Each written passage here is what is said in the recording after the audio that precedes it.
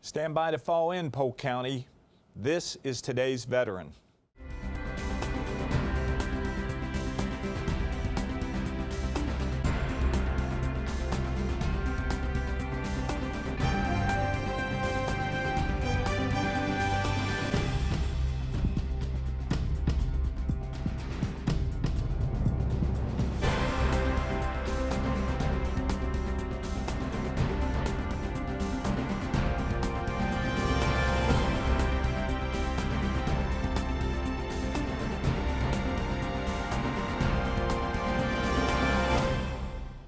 Hello and welcome, and on behalf of everyone at the Polk County Office of Veteran Services, thanks for joining us.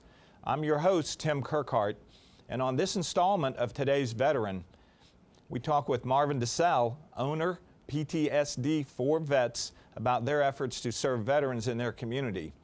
But we start off today's show with a look at an upcoming convention visiting the Polk County Community. The Military Officers of America Florida Council of Chapters Convention. The MOAA is a dynamic organization of more than 10,000 active, retired, and former officers of the uniformed services. The council was chartered on November 18, 1970, with 20 chapters and clubs, and now includes 44 organizations from the Florida Panhandle to the Florida Keys. Joining us in studio is event coordinator Jane Waters Thomas. Jane, thanks for joining us today. Thank you. Tell us about the event that you're planning. Well, we have the 2016 Florida Council of Chapters MOA Convention coming to Lakeland, May 13th, 14th, and 15th. And while this is a conference for MOA members, it's going to be a community-wide celebration. Good. I know you're not really associated with MOA, but it's, what does that stand for again? Military Officers Association of America. And so this is you know, the group of folks that do a lot of lobbying. They really work toward the JROTC programs. You know, I'm not the best spokesperson for literally everything that they do, but you know, overwhelmingly, they are sort of the voice to what is going on for veterans and military officers. So a lot of lobbying and visiting with legislature and maybe Congress and things like that. Yeah, definitely. Okay. All right, so tell us about the event. It's, is this the first time that Polk County has hosted this that you know of? I believe that it is, and just to kind of make greater sense of how I came to be a part of this conference, special event planning is something that I've done in my career. I do a lot of work with veterans programming. It's sort of my give back to the men and women who have served. I didn't serve, and so this is my way of kind of being able to do some of that. And this conference has been in the works for about 2 years, very solidly in planning. And it is 3 days and 7 venues and a lot happening. What's the involvement with the junior ROTC programs? We have 13 existing JROTC programs in our county, and my son was a very big part of the Summerlin program. But you know, that's really a leadership program for teenagers, and it just does an outstanding job of building on character and building on those leadership qualities that we want to see our young men and women have. And of course, many of them follow suit and go right on into the service following high school or college. This program, this event, is really going to celebrate those students and those teachers and educators that support those programs. 13 programs. And I guess they're going to be heavily involved during the 3 days? Absolutely. From start to finish, we will have JROTC students assisting at venues where they can. A couple of our events do have alcohol on premises, and so the students will not be a part of those events. However, parking, color guards, you know, all of the things that our leadership students are out volunteering and doing, they will be doing over the 3 days. What kind of recognition, is there a parade or just opening event that the junior ROTC will be there for? You know, they're really going to be celebrated throughout the 3 days. So I would have to say at every event we're going to celebrate those students that are participating in JROTC. The event begins on Friday at Summerlin Academy. And so, of course, the students that are there will be celebrated as they are celebrating the MOA members that are coming in to tour their school, to watch their ceremony. Then they will leave, the MOA members will leave from there and head right out to Sun and Fun Air Museum and have a pretty extensive tour of the Air Museum. There will be JROTC students there, of course, because you know, the high school, the Aerospace Academy is right there, and they will be assisting on site at that location. And then as we move into Friday night, the members of MOA will travel to Drake International, which is just an outstanding facility for the VIP President's Reception. And we will have limited participation in JROTC students there beyond color guard. And then just throughout the weekend, literally every location that we're at, we will be recognizing and celebrating those students. On Saturday, I'm going to kind of skip over the Tigertown venue for just a moment and say that with regard to the JROTC students, that they will be at the Sun and Fun Air Museum for the Saturday celebration and barbecue for MOA members. This is a program that's open to the public. We encourage the public to come out and celebrate the members of MOA, the veterans that will be there. And at that location, John Small and the Polk County Public School Board will be there showcasing their different academies. Which will also, of course, showcase the JROTC program with greater depth. So if a parent has questions about JROTC, maybe wants to get their child involved, that's really the event over the 3 days where parents really can talk to somebody at the school board about how that program works. And that's Saturday. And that is Saturday. Okay. Yes. And you mentioned 7 venues. You've talked about a couple of them. Mm-hmm. Tell us about the rest of them. Well, Saturday morning, MOA members will travel by bus out to Tigertown, where they will be at Ludwig Field, and they will be doing their actual conference work there. So while we're doing events all weekend long, they're really doing some real work for the sake of their chapter and their organization.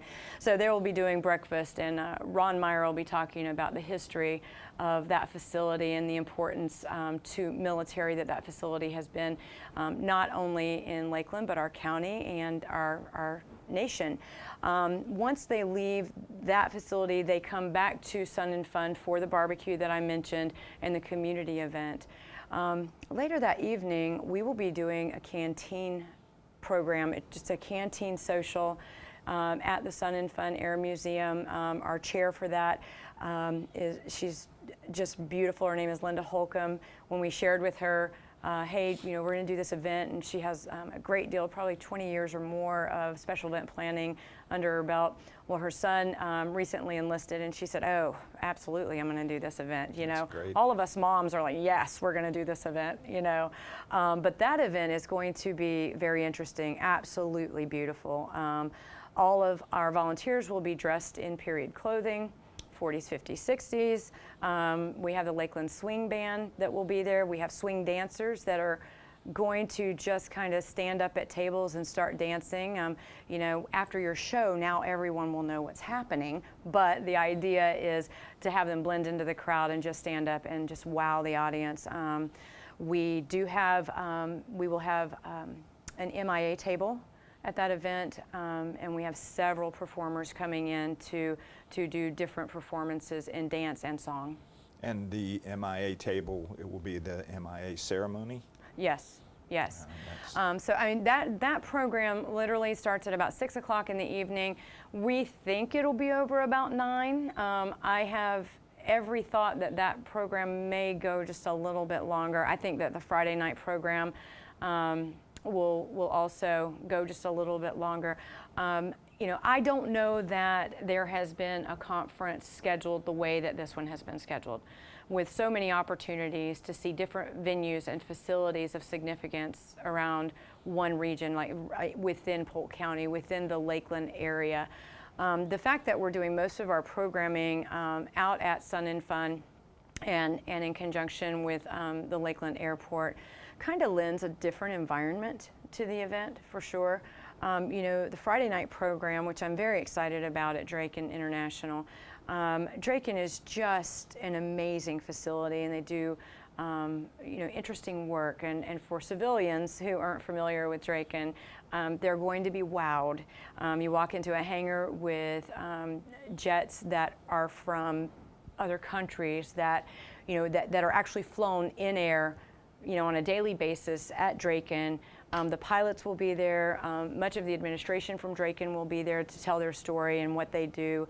But we have some very special guests that we know will be there that evening. In fact, Tiffany Colburn, who is a singer with Voices of Liberty, will be doing our national anthem that evening. And just, the entire weekend has really been scheduled to celebrate our students, celebrate those young leaders in JROTC, but also to really celebrate all of the efforts of our veterans and the MOA members.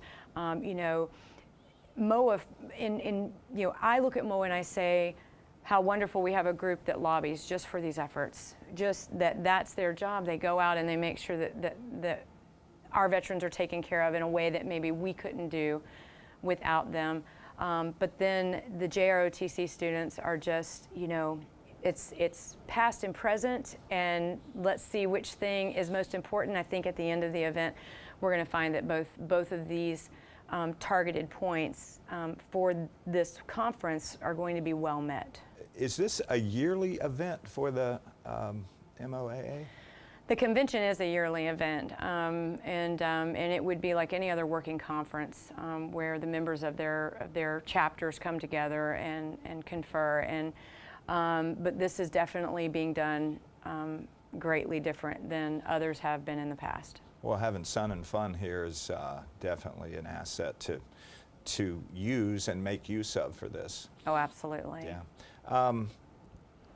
What's the registration like? Is it, do you have numbers, or do you have any ideas of what it looks like so far? I know it's, about a month or so out? Yeah, and registration is literally coming in every day now. What we're anticipating is about 200 for registration. Because some of our events are open to the public, and we're still waiting for confirmation from a couple of our notable speakers. Those numbers are going to increase, however. Now, the Canteen Dance, the Saturday night program that is done specifically for MOA members, we know we're going to be about 150 to 200 guests for that event. But throughout the weekend, each of those events will have different numbers in attendance based on what the event is and the mission of that particular event is. Draken, we will probably see around 500 guests at the Draken International program because we are opening it to business leaders. Okay, Jane, so you said several generals will be here, and anybody notable in that? Also, we have Major General Jake Palumbo will be with us on that evening, and I'm not going to be able to say all of them because Gary's been working for 2 years on this, and he has a list as long as my arm. But it will definitely, the Friday night venue is definitely the one that we want to get as many folks to as we can to meet those representatives. Throughout the weekend, however, we will have several of those speakers and a couple of those generals that travel with us through each of the programs. Okay. Well, we're out of time. Is there anything that you would like to summarize for us about the event? Because I know it's going to be huge and it's coming quick. It is coming quick, and I think the greatest summary to this would be that Sunday is the memorial ceremony at Lakeland Memorial Gardens, and that is going to be in just a beautiful memorial service. If our general population can't make it out to see anything else, that's Sunday morning, and they can definitely reach us, and we'll get them the information they need for those services. Great event. I think we all should take the time to stop and honor the men and women who have served on our behalf, and this event gives all of us the opportunity to do that at some point in the weekend. Thank you, Jane, for being with us. Thank you. For more information about the MOAA convention, you can look them up on the web at www.moaafl.org or give organizers a call at 863-272-2258. We will be back with more on Today's Veteran after this. Having someone's back. It's about being there when you're needed. It's about standing up for those you believe in. It's about having someone six. In the military, got your six means I've got your back. Today, got your six is more than a term. It's a show of respect for all who served. A way to bring military veterans and civilians together. And a way to ensure that they return home to be seen as assets and leaders. Through jobs, education, housing, and more, we can support returning military veterans and their families. To find out how you can help, visit gotyoursix.org today. I've got your six. I've got your six. I've got your six. I've got your six. I've got your six. I've got your six. I've got your six.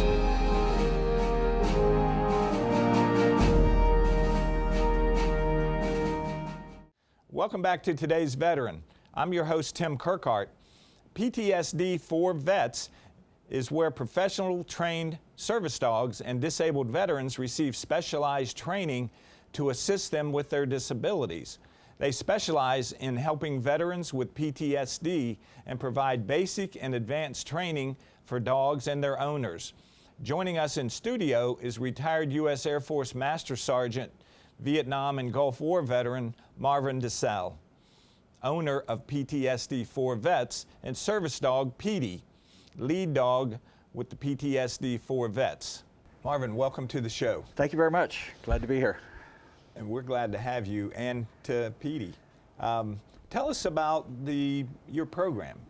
Well, PTSD for Vets, we train service dogs for veterans out at the American Legion Post 71 here in Lake Wales. We started it the first of the year. We do it in a unique way. We use the dogs that individuals already have at home, and we turn them into service dogs for the veterans. There was always when I got Petey, there was a 3 to 5 year wait to get a dog. And having PTSD, I didn't think it was too wise to let veterans wait 3 to 5 years for a service dog, especially with the suicide rate being 22 a day. So after I got Petey and trained with him, I wanted to find a way to create a program that would allow veterans to get dogs faster and at a reasonable cost. It runs anywhere from $5,000 to $50,000 for a dog. And I figured if organizations paid that much money, they ought to be able to get more than one dog trained. So we started a program that allows veterans to be able to use their own dog, which normally doesn't happen in most facilities. They give you a dog that they train. We take the dog that they already have, that 90% of the work is done because the dog already knows them. There's already a rapport there built with the dog, and there's a trust that's built with them. So we just build on that, and we teach them how to train their dog. I basically don't train the animals. I train the individuals on how to train their dogs. We walk them through a 30-day process where they go through all the basics, the sit, the stay, all the commands that are needed to get the dog out into public. That takes about 4 weeks. And then it's about 4 to 6 months then for us to train the dog to work with their specific disabilities. We don't do that in a group setting because there's too many different disabilities and too many different ways that people want their dog to respond to them. So we do that at their home. I do 5 sessions in their home with their dogs specific to their disabilities to teach them what they need to do. Okay.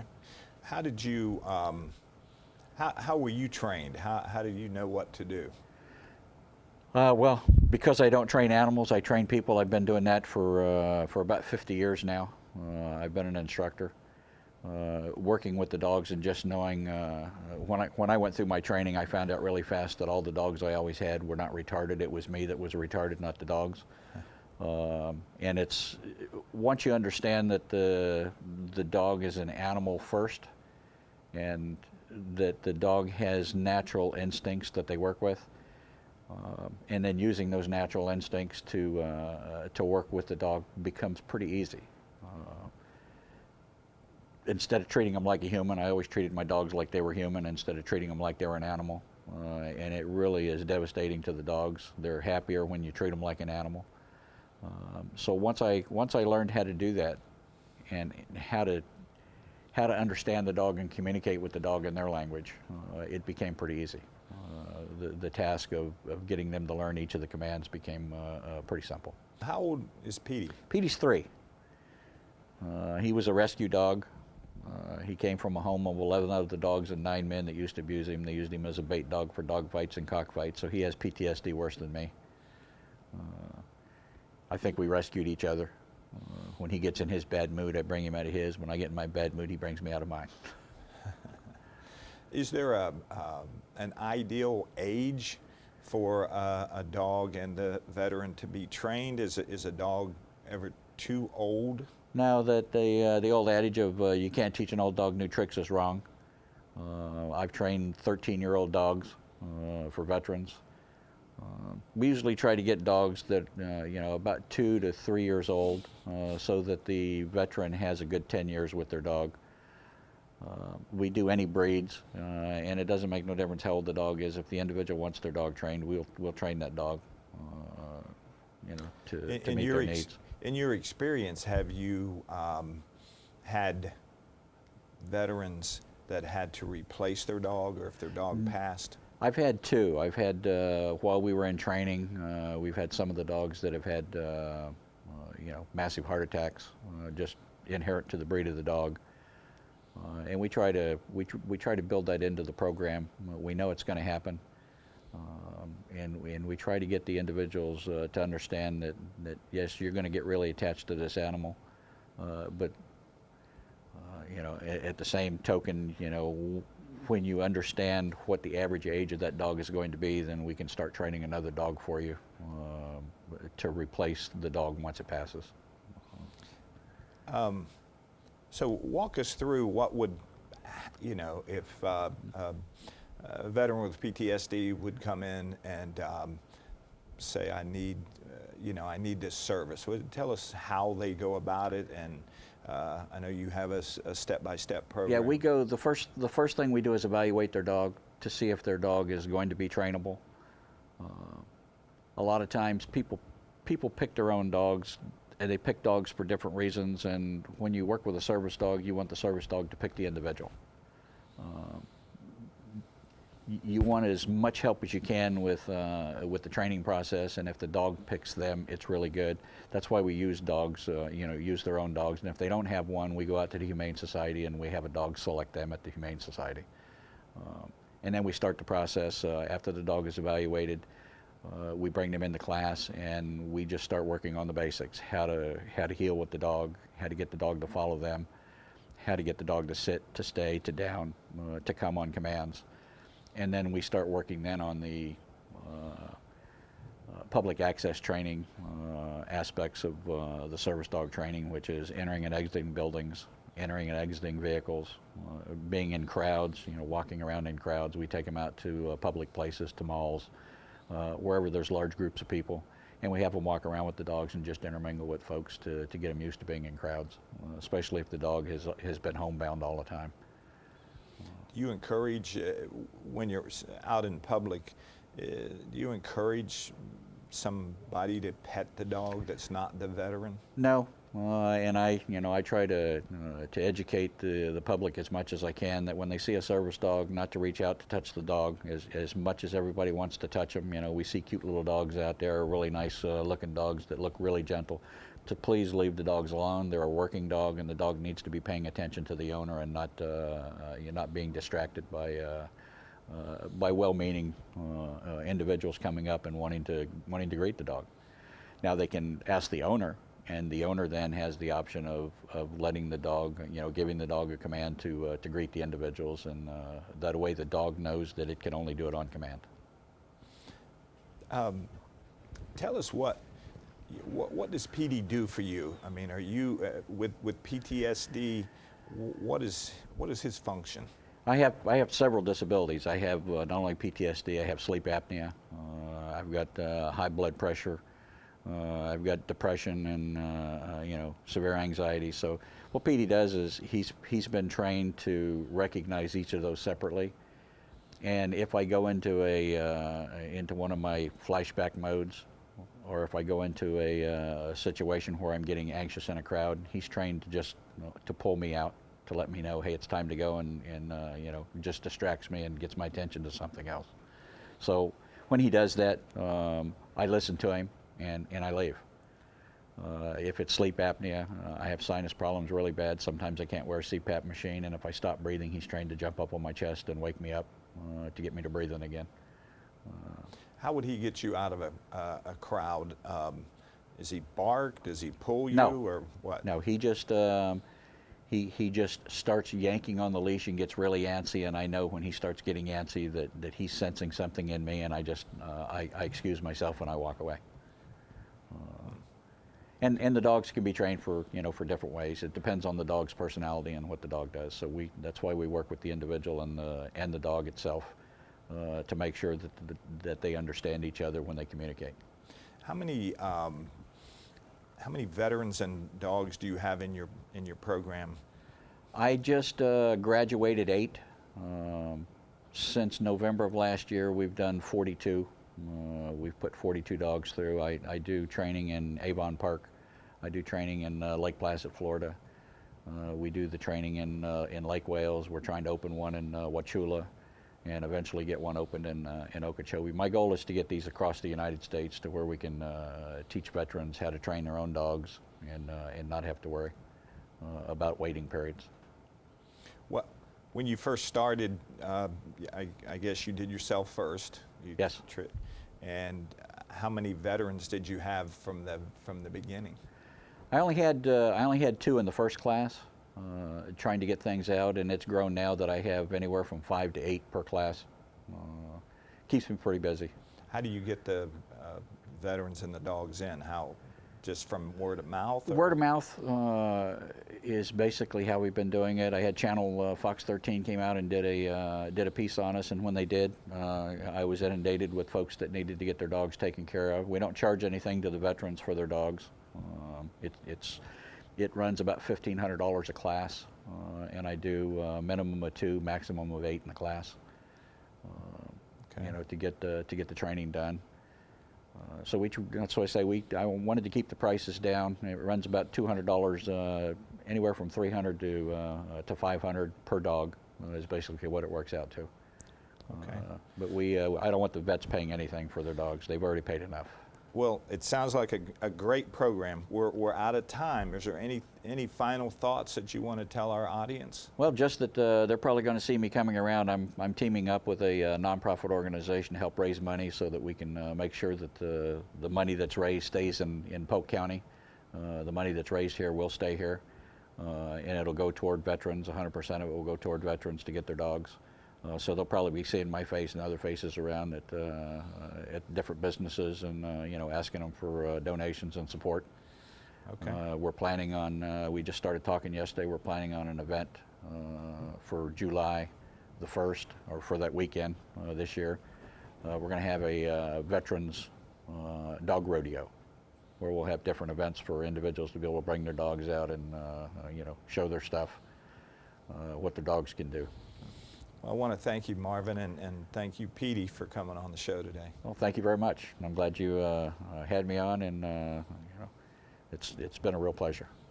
For more information on PTSD for Vets, you can email them at ptsd4vets@gmail.com or give them a call at 863-214-0601 or look them up on the web at ptsd4vets.com. That's going to do it for today's edition of Today's Veteran. I want to thank our guests today, Marvin Desselle and Jane Waters Thomas, but most of all, I want to thank you for joining us. Remember, for help and information regarding claims, benefits, and services available to veterans and their families, call the Polk County Veterans Service Office at 863-534-5220 or log on to the Polk County website at polk-county.net. I'm your host, Tim Kirkhart, and we'll see you next month.